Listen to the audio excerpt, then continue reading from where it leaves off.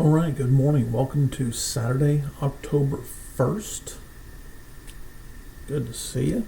We are now 3/4 of the way through the year, 3/4 of the way through our Bibles, and here we go.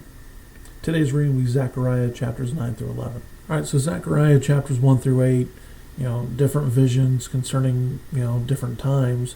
Now we're getting to burdens or judgments that are future. So as you read these first 8 and 9 verses of Zechariah chapter 9, what you find here is you find the progression of the armies of Alexander the Great coming down through the northern Mediterranean coast and into Israel. And I read something interesting. It could be that some people were thinking, hey, this is now the Jewish kingdom. This is now the time.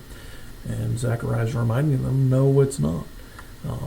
Matter of fact, from what I read, the high priest and the other priests that were with him came out to meet Alexander the Great as he was coming towards Jerusalem. Now, Alexander's army wasn't all that large, and so what they would do is they would pretty much destroy anything they went through so that an army couldn't attack them from behind. So they're able to stay swift.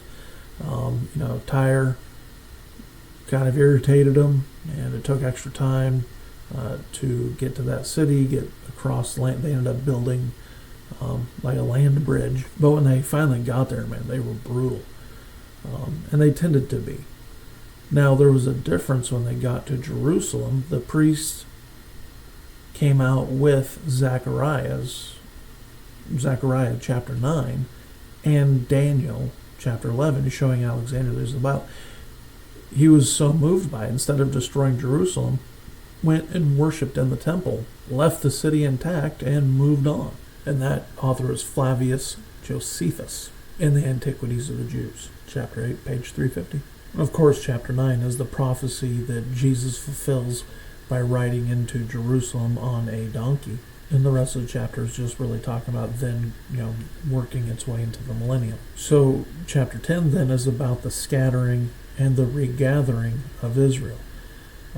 Israel will be regathered. I'm not sure the exact timing, if it actually starts before the trib, or during, or maybe this is even talking about Jews as the millennium starting. I've heard different interpretations of the regathering of Israel and what it looks like and different timings.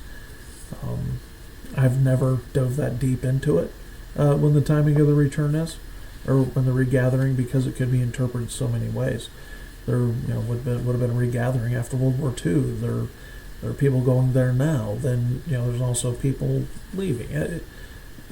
Just because people are gathering together doesn't mean God gathered them together. So in chapter 11 we see the results of the rejection of the Messiah, and then we find the protection of the Messiah, and then we find the Antichrist.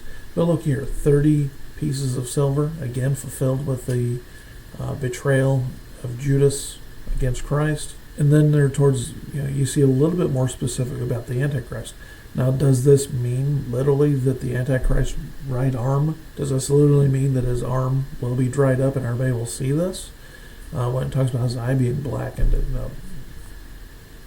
If that were to happen before the tribulation, or before the rapture, everybody would know, wouldn't they? That seems literal, so I would assume it is, but hard to tell. All right, 2 more days of the Old Testament, and then we'll hit Matthew chapter 1.